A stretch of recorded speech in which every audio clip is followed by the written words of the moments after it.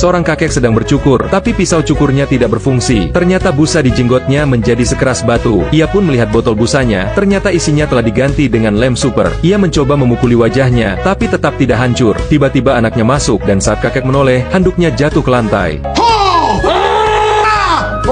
Malam harinya, saat hendak tidur, sang kakek merasa ada yang aneh. Saat ia mengangkat selimut, ternyata ada seekor ular di dalamnya. Ia mundur ketakutan dan melompat keluar jendela, tapi kakinya terpeleset dan celananya kembali melorot.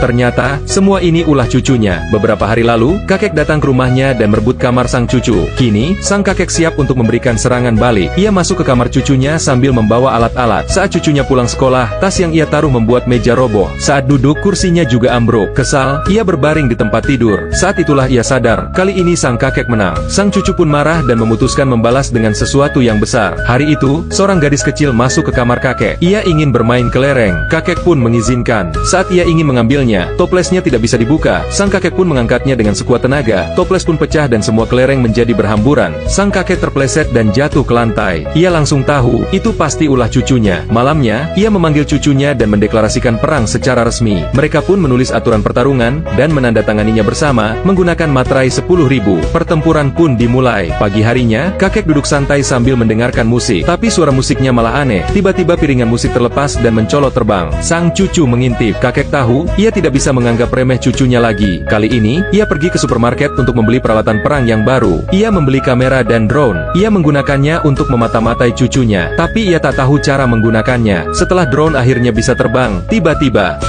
Nimrod knows that.